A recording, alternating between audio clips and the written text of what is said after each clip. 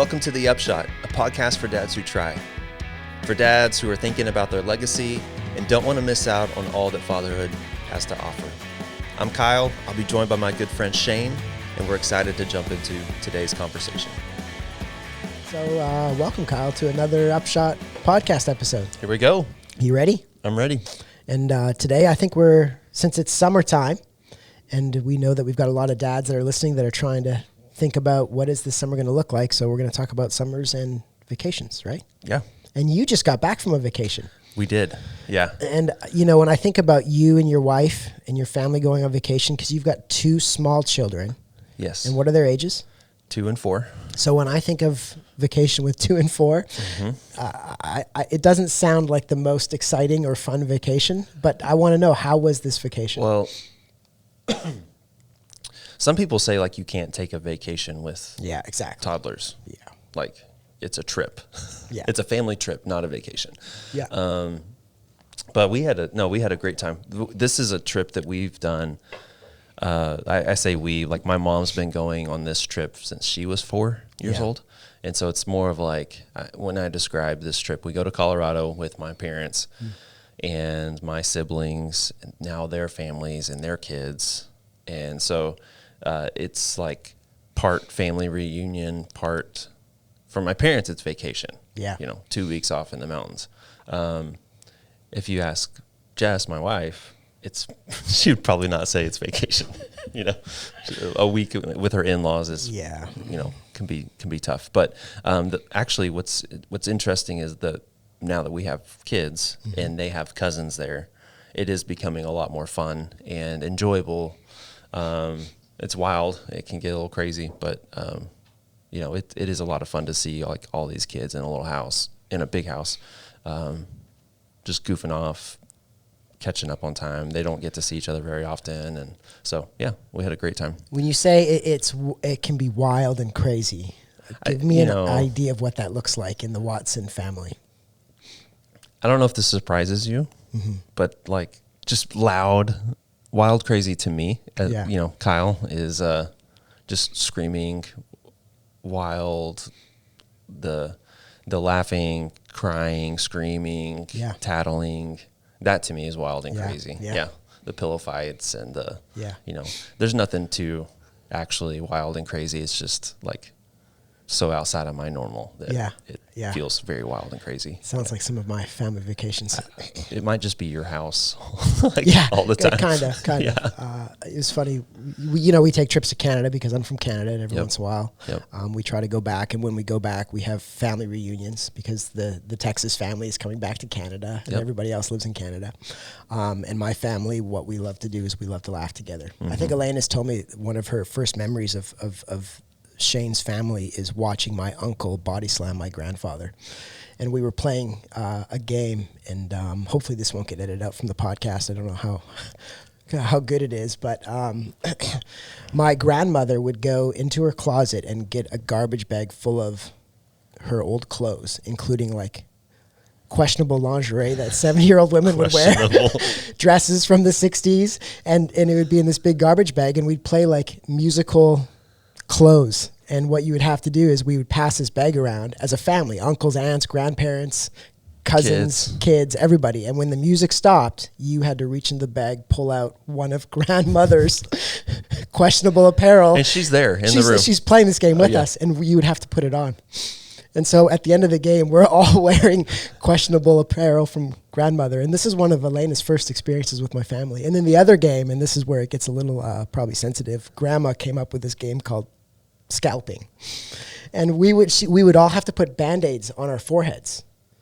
And the job was to collect as many scalps as you possibly could. And so this is where she saw my uncle body slam my grandfather because he was trying to get his dad's Band-Aid off his forehead. And so we would be like, we're running around the house, breaking things, screaming, chaos, laughter, and just having fun. Just no rules. No Grab rules. the Band-Aid. I mean, the rule was we're going to laugh together. Yeah. And we're going to have a lot of fun. Yeah. And that was what my family wanted. That's what we prioritized on our family reunions. We had one. Can I tell one more story? Sure. Did I tell you about my grandfather on a scooter? So you have told me this. But have I done it on the podcast? No, not on the podcast. Is this okay to share? Absolutely. Okay. So my grandfather, I think he's had 5 heart attacks at this point. Like he's a moment away from death. He's super fragile. He can't walk a whole lot, so he's on a scooter. And so we had this game where, as families, we were given an activity box, and we didn't know what was in the box.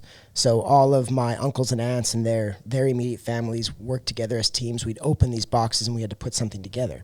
And it turned out to be like these massive water balloon slingshots that we had to build. And then once we had them build, what you had to do is you had to try to hit grandfather with a water balloon who's across the field on his scooter going back and forth.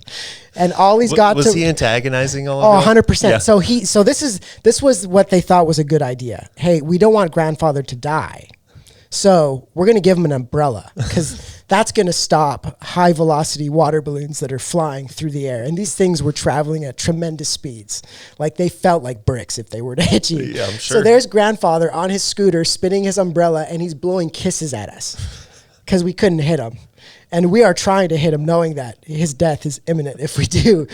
And so this is what my family does for fun. And on vacations, it's again, the goal is just to laugh and have a good time. That's awesome. Yeah. No, we are on our trip. It's, I think it's so rich. This specific trip is so rich with like tradition that it is, I think that it's changing every year that we do this, like with new children. So when I was a kid going on this trip, it was lots of boys, but my grandfather was heavily involved, and it was like very structured. It was more like a structured fishing trip. Yeah. The guys go out fishing every day. That was their idea of fun. Mm-hmm. We're going to go do this thing, be outside, fish, hike, fish, do whatever, come back, eat. Adults play games at night. Kids are like banished to the room to like go to war with each other / watch a movie, whatever it is. Yeah. And then you rinse and repeat. And so now that, all these young boys have grown up and gotten married and had their own kids, and there's a lot more ladies in the house, that's like, it's no longer just a fishing trip. So it's evolving and it's changing, every year. And so how to incorporate all these new little kids who don't really care as much about fishing and want to go play other stuff, like play kickball or soccer or play games or build forts or whatever it is. So we're having a lot of fun, like re-establishing or rewriting some of the traditions that, that were fun for me growing up, but not as fun for my wife now. Right? Yeah. So she doesn't want to sit at home while I'm out all day fishing by myself. But you've done this since you were a child, these trips to Colorado. Oh yeah. So my whole life. If you think back as a child, what are the memories that really stand out to you about those trips? Or what are some moments that are milestones or that you can't forget because they're just so powerful and memorable? And they don't have to be big things. No. The highlights as a kid, I remember playing so part of this, we would also go with a bunch of other families, as when we were young. So my cousins necessarily wouldn't be there, but we'd have other families with kids my age, and it kind of felt like de facto cousins, kind of a big family. And we would play like these giant wiffle ball games like all night. And at this little cabin resort we were at. And I don't know how old I was, but like that was like the highlight of the summer was like these little wiffle ball baseball games. And there's nothing special to it, but it just felt so fun because you're playing with kids of all ages. And we were really into baseball at the time, and so like that was a blast. And other things are like there's a little ice cream shop, an old fashioned drugstore with the ice cream bar at the back, and like we would always walk, ride our bikes, go to town every day. It seemed like every day, and go buy an ice cream cone and like, sit out and eat ice cream at the park. Like that was just, those are the types of little memories that I remember as a kid. Always, that's what we did. What I love about what you just shared is like you can tell today just listening to you talk about these experiences, like there's a joy that is kind of oozing from you as you think back about these memories. Mm-hmm. And those specific memories did not require a lot of money. I think, we as dads can get caught in this world of thinking about vacations and creating experiences for our kids. And we sometimes like default to Disney World or cruises or expensive trips, or we stress out that can we afford to do something great for our kids that they'll remember and have fond experiences of. And you just talked about wiffle ball and buying some ice cream. Yeah. And those are the things that were profound to you, that stood out to you, that are fond memories. And to prepare a little bit for this podcast, I asked my kids, like, hey, what are some of the best memories you have from summers and some of the vacations that we've been on? And Caleb, my 19-year-old, we were driving home from work yesterday, and he said, when we had ice cream for dinner. And that was a road trip that Elena took the kids on to go to Canada, and they picked me up in Seattle because I flew, because I couldn't take a few more days to make the drive. And the thing that they went to the Redwoods, they saw the beach, they saw the Grand Canyon, but the thing that stood out to Caleb the most, and he had so much joy when he was talking about it, is like when we had ice cream for dinner. And that was what stood out to him. And then what stood out to some of my other kids, they talked about going hiking at Inks Lake. And here's what was crazy about that. I mean, hiking sometimes can be fun. Hiking sometimes can be miserable. But for some reason, we went on this hike at Inks Lake that there was nobody else out there, and it was gorgeous. The flowers were all blooming, and at the very end of the hike, we got caught in a thunderstorm. And so, I mean, it was just pouring rain, and it was the unknown adventure that we got to experience together, how we had to kind of find shelter. We were soaking wet, and it didn't go the way we had planned, but we did this thing together. And at the end, we took a picture that we now reflect on, and the dog soaking wet, we're muddy, we're just a mess. And there were moments where I'm like, this thunderstorm's pretty crazy. Like, are we going to be okay? Hairy. Yeah. And we could have like stressed out. Things could have gone poorly as far as like, we got to get out of here right now. But yet we were present and we were in the moment, and we enjoyed this adventure with these kids. And as I reflect back on that simple camping trip to Inks Lake, it almost didn't happen. We have a big van that fits a whole lot of people, and we cram it full of stuff. And the transmission blew when we got to burn it on our way to this camping trip. And so we're sitting in the H-E-B parking lot. All I'm thinking about as a dad is how much is it going to cost me? And this trip is over because I've got a van full of stuff, and it's just a camping trip. We're not going to make this happen. It's off to a bad start. And so my wife and I, in the H-E-B parking lot, our kids are getting impatient, annoyed. What are we going to do? My wife and I decided, hey, let's call our friends and your mom. And what happened was they ended up bringing us two vehicles. We had a Honda Pilot and a truck. And I think it was a truck. It might have been a minivan. My memory's terrible. But we had to take two vehicles to replace the one big vehicle. And we managed to like pack everything in those two vehicles. We had a wrecker come get the van. And I kind of like told myself, I'm not going to think about the van for the next 3 days. I'm going to be present. And we went to Inks Lake. So, well, I've never been in Inks Lake, but would love to hear more. But, this last trip that we took is fresh. Yeah. And one of the problems that I had on the trip was like distractions. Yes. Like how do I be present in this moment or series of moments with my family while also thinking about work, friends, stuff like this, other commitments that I've got, right? And so like, how did you make a commitment to yourself to not think about a van that's going to cost you a lot of money to fix? It did cost a lot of money to fix. That's just, how did you keep that from robbing you of an experience with your kids or with your family? I don't think we do this enough as men. But we have to stop and it's almost take inventory or reflect and identify the things that will take us out. And so whether it was that instance with the van, I like to think about, hey, what are the things that are going to distract my heart, or what are the things that are going to distract my mind? And I will actually write them down or mentally make a list. And some of those things are easy to say, I'm not going to think about that for 3 days. It's going to be there. It doesn't matter. Like I have a choice now. Am I going to let that van ruin the next 3 days or not? Yeah. That is my choice. And nothing's going to change. Right? With the van. It's going to be there. But there are some things that I also think about, not what's going to distract me, but what's going to cause anxiety for me. And then like drill down the why.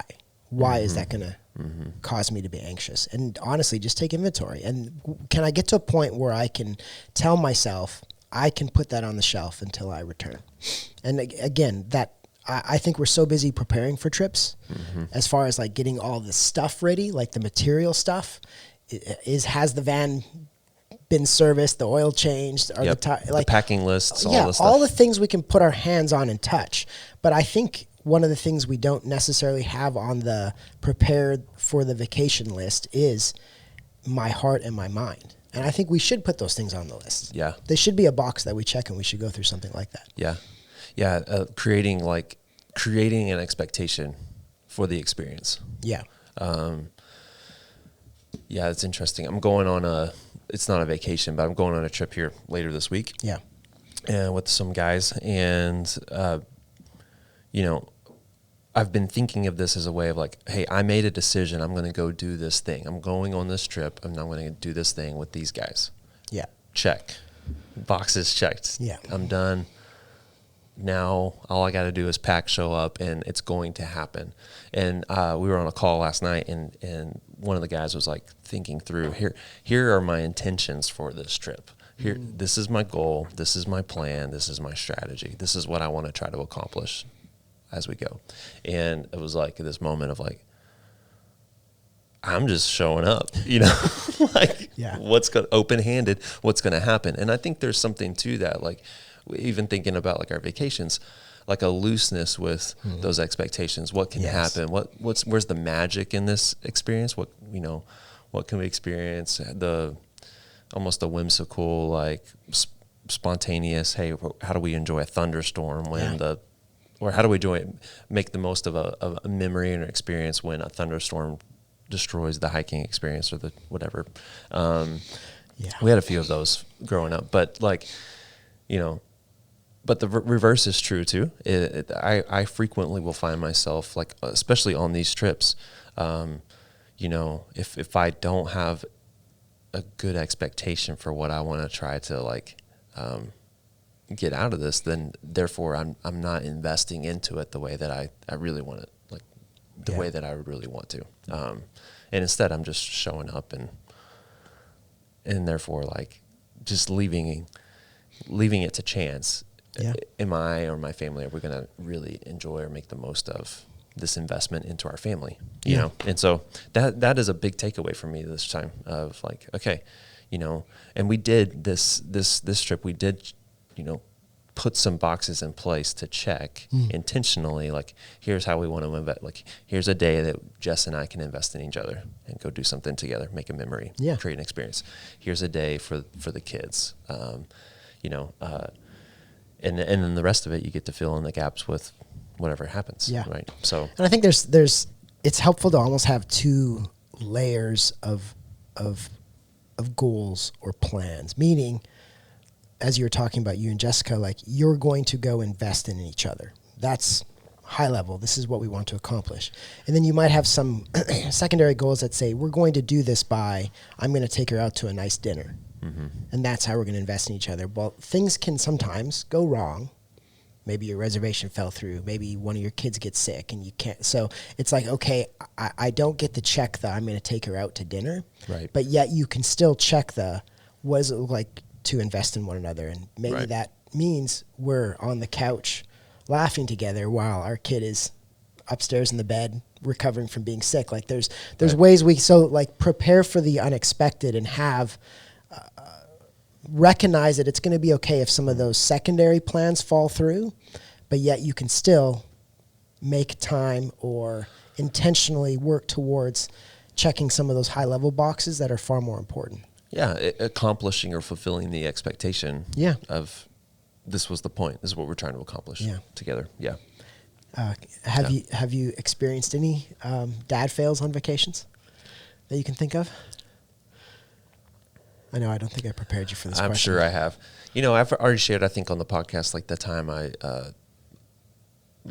Maggie locked herself in the RV. Oh, like that story. Yeah, that was a good one. That was, 30 minutes into preparing for the vacation. Yeah. Right? So let's just set on that for a second. Yeah. So it totally disrupted your plan. And there's a moment of, I'm sure, fear and what are we going to do? And this could go south. How do we get in? So how did you go from this thing just happened to how can I be present and enjoy once we get her out of the van to where it doesn't hijack the entire day? How did I transition that? Honestly, we laughed. We just laughed about it. Yeah. Can you believe that this just happened? Yeah. Why is it so hard for us to do sometimes? To laugh at ourselves? Yeah, because it sounds so simple, right? It's because you're right. I think when things go wrong, one of the best ways that we can transition is to laugh about it. Totally. But why is this so hard for us to do at times? I don't know if I have the answer. Well, for me, here's what we laughed at. Jess came home. Yeah. Right. So Maggie's locked in the camper. She's not scared yet, but she's definitely aggravated. She can't open this door, and we're trying to communicate through a window and all these things.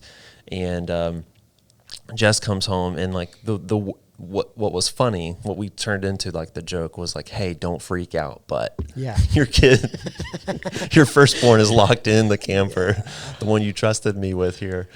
What is every wife? Meanwhile, the other kid is running around crazy in the yard. It just was a bit of a chaotic situation. And, Jess normally in those situations, she's a little more high energy, and I'm a little more let's just think this through and make a plan. And, we balance each other in those ways. She moves maybe too fast. With no direction, and I move too slow, way too slow. Yeah. With what I think is a great direction or a good plan. So that's what we laughed about. We laughed about our dynamic. We laughed about how we both reacted and responded to this situation that could have been pretty terrifying, Yeah, which is, I just love listening to you talk about how, because in marriage, our differences can really be the source of a lot of our conflict with our spouses. Right? I think this way. This is how the world should operate. And when our spouses see the world very differently and operate in a very different way, it can jack us up. But yet I love how you kind of described the way that you and your wife are wired so differently, but yet you did it in a way that communicated we complement one another. Yeah. We make each other better. And that's what kind of allowed you to laugh about it, is you go into it with that mindset. Yeah. Yeah. No, that's good, because there's been years where a lot of our marriage where we don't necessarily laugh about it. Yeah, instead, we dig in our heels and be like, you are crazy. Yeah. So that's taken a lot of, it's been 13 years of figuring that out. But there are probably more stories in another podcast episode or two. Sure. But, that it is funny to see the memories that we create or the failures that we, have as dads most of the time are these just little minor things, but it's the, it's the transmission or it's the locked camper or whatever. And, but most of the humor comes from just the little personality things, and the unexpected and the unexpected. Yep. Yeah. The unexpected is fun. On this last one, we found ourselves Jess and I were planning for this trip, and I don't know if you've noticed this, but there's a couple different weather apps people can use on their iPhones, and I use the Weather Channel one, and she uses the Apple Weather, and they are different. Not just physically different apps, but the forecasts are different. And so we were preparing for this trip, and the forecasts were significantly different for where we were going in Colorado. Mine was saying like highs in the 60s, hers was saying highs in the 50s, lows in the 30s, like a big swing for us in preparing like our children what to wear. Yeah, adjust packing. Yeah. So we get up there and she's like, I trusted you to like you said it was going to be warmer. And I'm like, I'm trusting an app. I don't know. You know, your app said this, mine said this. I just went with what our experience has been. And so we found ourselves like the night before in Amarillo, like we're going to Kohl's to buy our kids like a couple more pairs of jeans so that they don't freeze, you know. And it was all fine and fun. Yeah. But like that's an experience that we're going to remember. Like, you know, we're walking through this store that's like vacant and our kids are just running crazy looking at toys while we're shopping for jeans on vacation, right? You know, and so it's like just silly things that those are the things that, you know, we'll remember for a while. It's good. It's good. Yeah. But the, you know, I want to go back to the distraction piece because, you know, obviously you talked through like making some mental notes or even physical lists of like, here are the things that are going to rob me. Yeah. These are the things that I need to, there's a time and a place for them, but this is not it. So I'm going to make a spot for them. Yep. Check it off, leave it. You know, is there a place for like, do you think that the destroying distractions and the intentional preparation and expectations, like I think those things complement each other. Like, and I'm thinking that way because I think that I am learning this. I learned this lesson. Like if I don't, it's hard to do one without the other, like because you just create voids, space. So we do need to be present. We need to be active in trying to like pursue or to live with intention or to create with intention. And I'm either going to fill my time and energy capacity with those distractions or what I'm actually here to try to accomplish.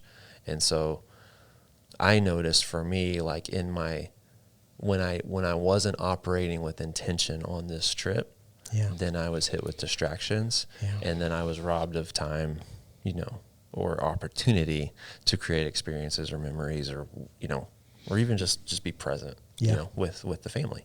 And so I think those two things are really more connected than I realized, you know, going into this thing. And so I don't know if you have anything to add to that, but I think. Well, the two things, I think that's why those high level wins, not like, hey, we're going to go to Disneyland and we're going to make sure we have time to go ride the Avatar ride. No, it's like, hey, we're going to laugh together as a family. If that's the intention, and for some reason maybe the ride's broken down, like I'm not going to get caught up in that. How can we laugh together as a family? Yeah. So make sure that those high level wins are things that can be accomplished even when plans go south. The other thing, and I think it was the great Ted Lasso that said this, is be a goldfish. Yep. Because things will, like, it's not like if things will go wrong on a vacation or through a summer break, it's things will go wrong. Yeah. We went on another road trip because we can never afford 8 plane tickets to go anywhere. And we went to the Smoky Mountains. Beautiful. Cool. It's gorgeous. Never been. You should put it on the list. Yeah. And we stayed in an Airbnb, and this Airbnb was like at the top of a mountain. It was beautiful. I mean, top of a mountain, views were endless, and it was in a gated community. The challenge was it was about an hour away from all the touristy things. So it was a long drive every day, but the drives were gorgeous because you're driving through mountains, it's scenic. We got to see some little cool towns that weren't touristy. Yeah. But there was one day we had checked all the boxes that day, and we were driving back to the Airbnb, and it was really late. And I just wanted to get back to the Airbnb. And so we're getting to the road to this gated community, and someone else had gone in front of us. And so the gate was open. And so I'm like, I can make it. Yeah. And what does my wife say? No, you can't. What does that do to a husband? Watch this. Yeah. So I hit the accelerator. And the other thing to point out is my brother-in-law's with me. My mother-in-law's with me. The van is filled with all of our kids. And I'm like, no, I'm going to make it. And my wife's like, no, you're not. And I'm like, yes, I am. And so I'm accelerating, not realizing like I'm driving a bus. And there is no acceleration in this thing when it's fully loaded with stuff. And it is what it is. It is. And I'm watching the gate close. And this is one of those big, heavy-duty metal gates, closes on each side. And I'm like, at that point, I was too committed because I'm going too fast. And I'm like, am I going to make it? Am I not going to make it? And all I can remember is hearing the gate hit the side mirror, ripped it right off, and the gate just bouncing off our van as I plow right through. As you go through? And there's this moment of like, I first thought was, I'm an idiot. I'm stupid. Yeah. And there's the shame and the condemnation that I was experiencing, right? And I at that moment was a moment where I get to decide, am I going to let this trip ruin me, or this experience ruin the rest of the trip? Because it could. I could be pissed off at myself, buried in shame and condemnation. And honestly, and this may seem simple, it may seem silly, it may seem stupid, but I had to tell myself, I'm not an idiot. I'm not stupid. I just did something stupid. And I should have listened to my wife, and that pride got in my way. And, I had to take a second and, apologize. I should have listened to you, told the kids, hey, this is one of those dad moments that I got it wrong. Because I think our kids learn more from us in those moments of seeing us fail. Yeah. And I failed. And the best part was, so it was the passenger side mirror that got ripped off. So the entire ride home from the Carolinas, because we were actually in North Carolina at that point, home, I always had to ask my wife, is there a car in my blood? So I had to be reminded continuously of my failure as a dad. But my wife handled it so well, and she was just patient, forgiving. So the fun part was when we got home, I got on eBay, found a generic side mirror, and I was like, I am not mechanically gifted in any way. I hate doing these things. I'm like, okay, I got to replace this side mirror. And my wife actually, even though I bought it, my wife, when I was at work, she took it to a place and had it installed for me. Yeah. And there's no condemnation from her. I mean, she knew I made a stupid decision, but wow, we can laugh about it today. But that could have ruined the rest of our trip. Yeah. I still hear it in my head. I can feel, I feel my shame and condemnation, and I can feel that gate bouncing off the van and seeing that side mirror go flying off and thinking, what do my kids think? Yeah. That's a cool story, though. I think it's a good story. I can envision all of it. I'm going to make it. Yeah, it was, and my wife, no, you're not. Yeah. What about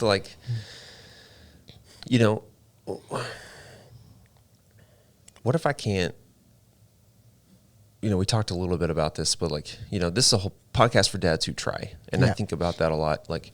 There's an element of trying. So what does it look like to try in a season of summer vacation?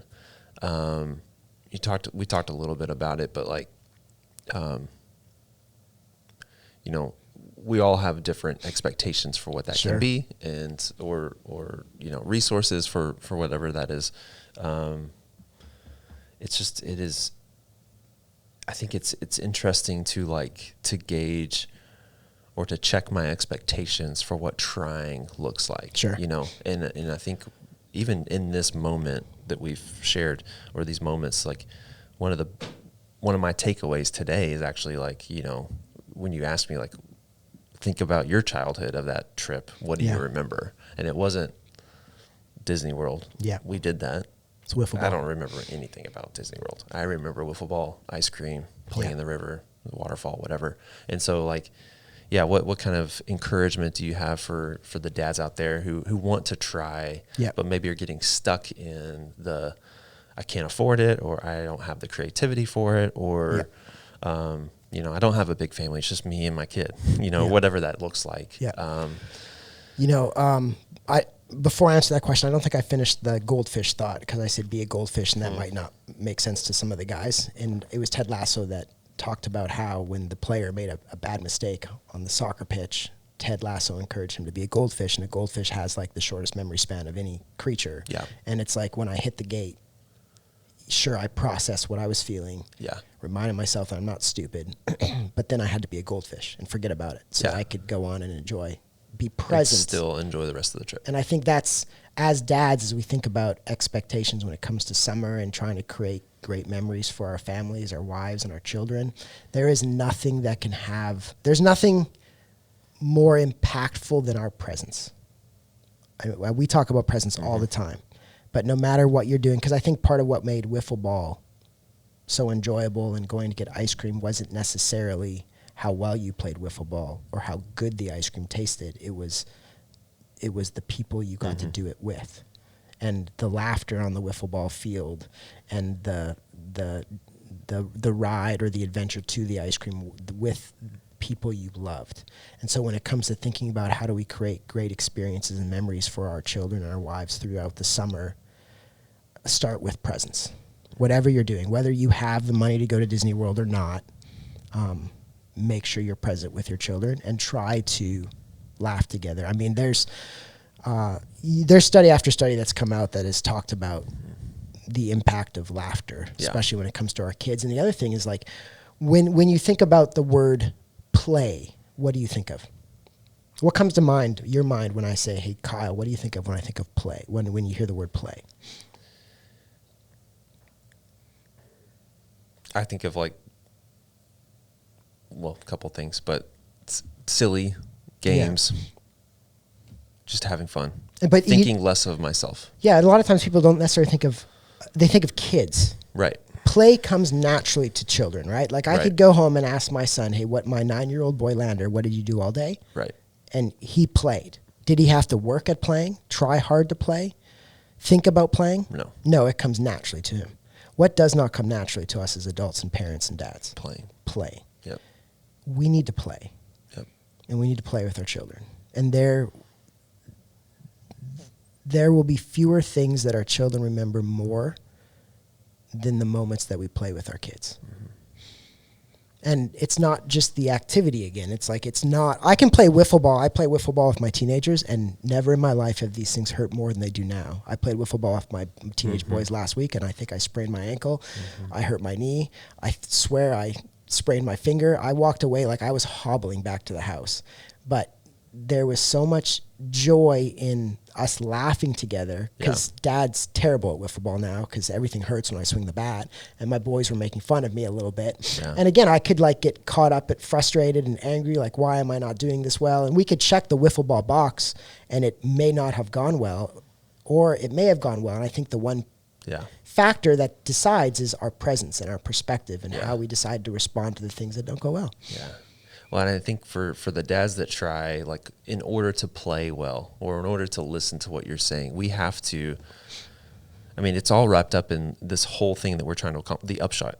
It's all wrapped up in, like, what do we want our upshot to be? Yeah. What are we trying to, who are we trying to be? What are we trying to do? Yeah. And in order for me to recognize the value of playing with my kids, then I have to recognize that, like, I have to set productivity aside. I have to set maybe like my personal growth or financial growth, or what, we have to set aside all these other things that we are told nonstop every day that we have to worry about, consume ourselves with, like invest in, spend time with, and instead choose to play. Choose to play. And I think we have to have fun and adjust our perspectives a little bit, because sometimes I think we as dads make the decision, I'm going to play with my children for their sake. I think we need to recognize that that we've been designed, God's designed us to play for our benefit. Yeah. Like it stimulates creativity. Yep. It's one of the best ways to reduce stress and pressure and anxiety, and it is really good for our mental health. Like playing is good for us, just like sleep is good for us, just like eating is good for us, just like exercise is good for us. So I want to encourage dads as they think about, playing with my child, I'm going to do this for their sake. Yes, do it for their sake, but recognize that you can also play for your sake. Yeah. And it's important for you and your well-being. Yeah, that's pretty cool. One of the, I think, we probably, I don't know how long we've been going, probably should wrap, but like one of the highlights from this trip for me was there was a couple and I think it fits the play, checks the play box. But like one of them was like I got to go with my dad, just the two of us, take a day, hike up to a mountain little lake, a tiny little lake up on a mountainside, and nobody else wanted to do it because it involved like a mile of hiking, just 1 mile there and back, and like nobody was like, I don't want to do that. And we're like, yeah, let's go for it.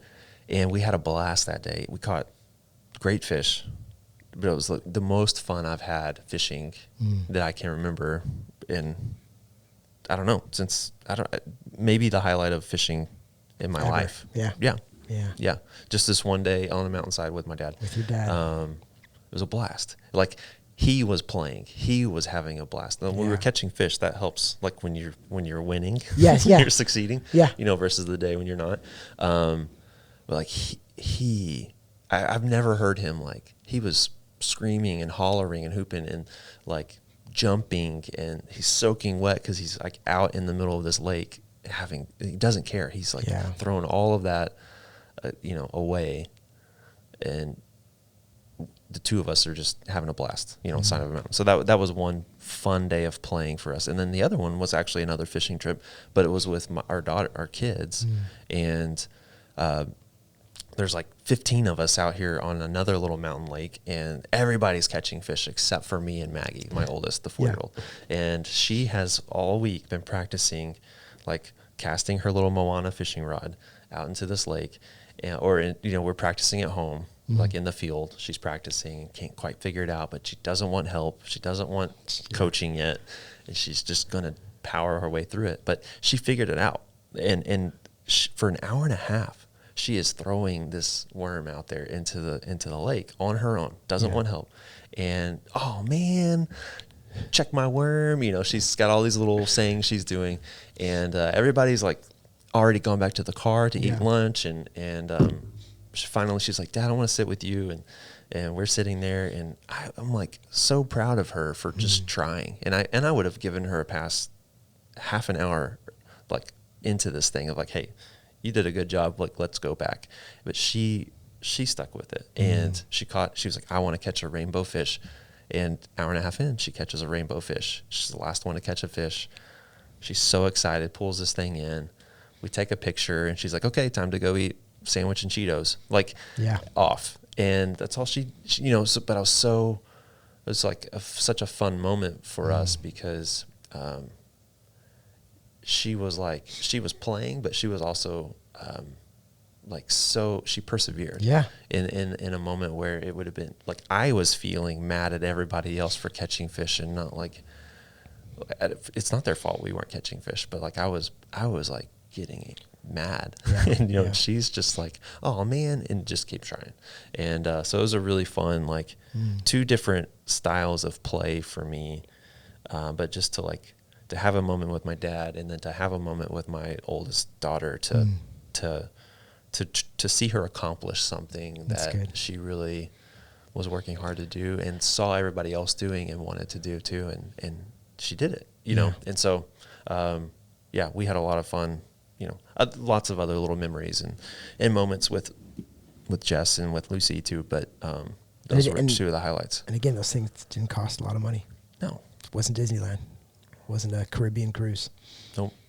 Those moments are so powerful. Cheap. Yeah. And one thing that I wish I did better, and if I was to go back and be a father of toddlers again, one thing I would challenge myself to do more of is journaling those moments, because we talk about how terrible my memory is. Like there, what I love is there's this journal that has, it has on each page there's 5 sections, and each section only has about 5 lines, and it's like 5 lines for each year. It's a 5-year journal, but it recognizes that opening a blank page can be very intimidating, and you have this expectation, I got to write a lot of things. Well, they've segmented it, so it's like, can you just jot down a few key points from today? And then this journal is a 5-year journal, so when you open a page, you have like 5 years of small moments that you've captured for that day over the past 5 years. So that's like, January 1st. Correct. 2020, 2021, 2022, 2023. So have you kept up with it? No, well, this is the challenge. Is like, these are the things that if you get legalistic about them, you'll fail. I have to be okay that when I open this journal, there's gaps. Right. And there's months that I've put the journal down, never picked it back up. Right. But I go back to it and I write down key moments. And even preparing for this podcast, I went back and I was opening this 5-year journal, and there were memories and moments that at the time were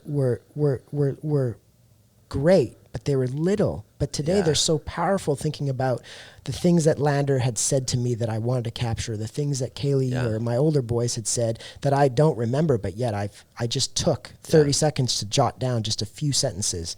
And so I would encourage men to consider. I think it's called like a 5-year journal. You can Google it and find it.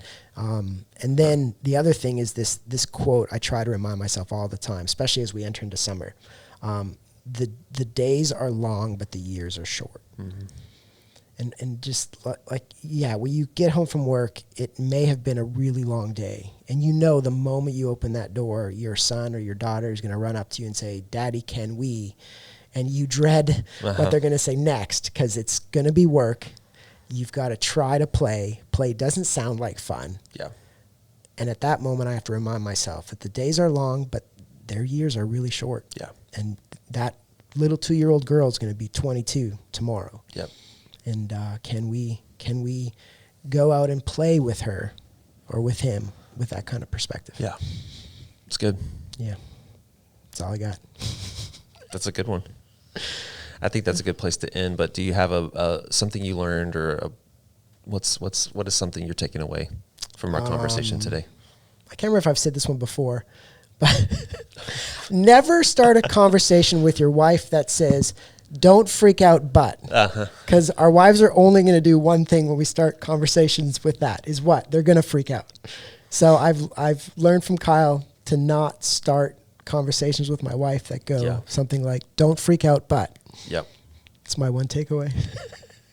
I learned a lot from you, Kyle. Well, mine is like, watch out for the gates. It's the gates closing. Just pump the brakes. Yeah, and if your wife says you're not going to make it, trust her opinion. Yeah. Okay. There's a lot of times that she's smarter than we are. Yeah. More often than not, probably. More often than not. You're not going to make it. Yes, I am. Cool. Kyle, thank you for your time. It's been good. Yeah. Yep. Dads, thanks for tuning in to today's episode of The Upshot. Wherever you are, Kyle and I hope you got something out of it. Know that you're not alone in this journey called fatherhood. And we want to encourage you to hit that like button, subscribe button, or whatever button is in front of you with the technology you're using. Have a great week, and we'll see you next time on The Upshot.